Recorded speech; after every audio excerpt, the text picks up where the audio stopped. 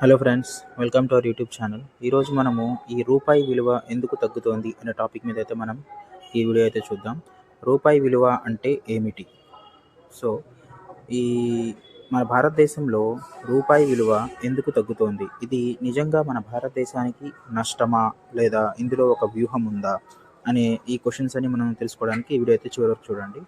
మనం రోజు రూపాయి ఉపయోగిస్తాం, కానీ దాని విలువ ఎలా నిర్ణయించబడుతుందో చాలామందికి తెలియదు. రూపాయి విలువ అంటే ఒక డాలర్ కోసం ఎంత రూపాయి ఇవ్వాలి అన్నమాట. ప్రపంచ వ్యాపారం ఎక్కువగా డాలర్లోనే జరుగుతుంది. చమురు, బంగారం, అంతర్జాతీయ ట్రేడ్ అన్నీ డాలర్లోనే కొనుగోలు చేయాలి. అందుకే డాలర్కు ప్రపంచవ్యాప్తంగా డిమాండ్ ఎక్కువ. భారతదేశం ఆయిల్, బంగారం విదేశాల నుంచి దిగుమతి చేస్తుంది. అందుకు రూపాయి కాదు, డాలర్ చెల్లించాలి. అందుకే భారతదేశానికి డాలర్ అవసరం ఎక్కువగా ఉంటుంది. డాలర్ డిమాండ్ పెరిగితే రూపాయి విలువ తగ్గుతుంది.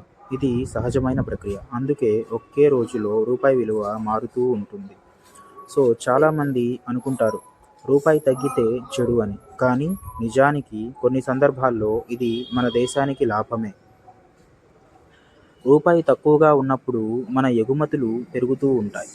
అంటే మన వస్తువులు విదేశాల్లో చౌకగా కనిపిస్తాయి. దీంతో దేశానికి డాలర్లు వస్తాయి. కానీ రూపాయి ఎక్కువగా తగ్గితే ఇంపోర్ట్ ఖరీదు పెరుగుతుంది. ఇంధనం, గ్యాస్, ఎరువులు అన్నీ ఖరీదవుతాయి.